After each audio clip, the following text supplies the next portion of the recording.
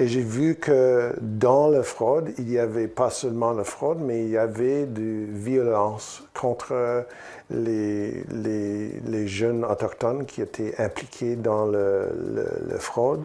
En entrevue, l'avocat Jonathan Sommer parle de la lutte contre les contrefaçons des œuvres du célèbre peintre Ojibwe, Norval Morisseau.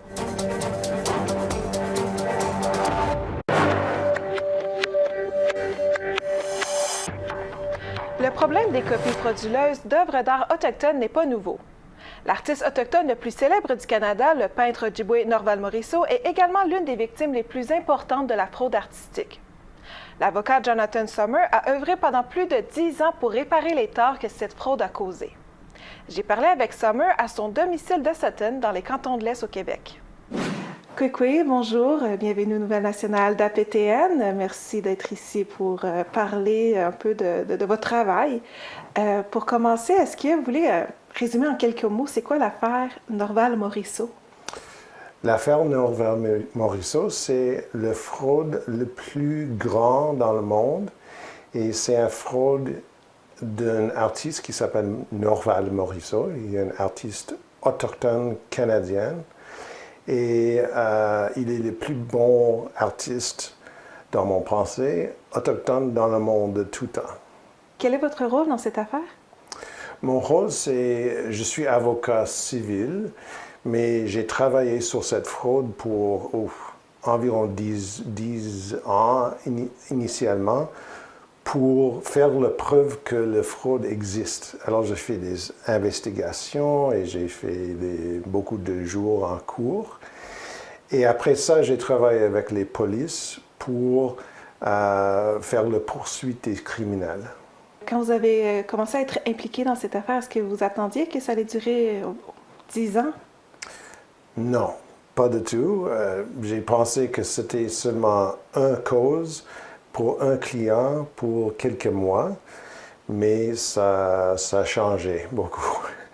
Et quand j'étais impliqué, quand on engage dans cette bataille, l'autre côté, il y a beaucoup de personnes, les collecteurs les pièces d'art impliquées dans cette fraude. Et ces collecteurs, ils ont allé sur l'Internet, ils ont attaqué mon réputation, ils ont attaqué mon caractère. Alors, initialement, c'était juste un client, une cause, mais ça agrandissait pour être quelque chose énorme pour moi. C'était quelque chose sur lequel j'ai travaillé tous les jours pour 15 ans maintenant. C'est submergent tout ça, donc pourquoi continuer à faire cette affaire? C'était pas pour l'argent, parce que 95% de mes travaux étaient gratuits. C'était pro bono. Pour moi, c'était une cause sur laquelle je dois travailler.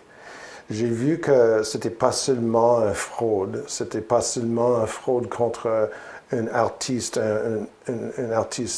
exceptionnel, autochtone. C'était pas seulement une fraude contre tous les Canadiens. C'était quelque chose de moral pour moi. Et j'ai vu que dans la fraude, il n'y avait pas seulement la fraude, mais il y avait de violence contre les jeunes autochtones qui étaient impliqués dans la fraude. Il y avait des victimes qui ont acheté des peintures. Il y avait beaucoup de victimes. Alors pour moi, c'était une opportunité pour moi d'utiliser mon compétence pour changer quelque chose d'important. Et aujourd'hui, où est-ce qu'on en est?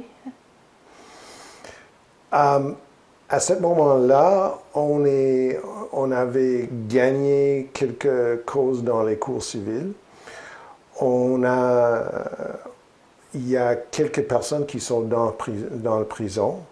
Il y a des autres qui attendent pour leur procès. Et il y a les criminels qui sont dans la prison.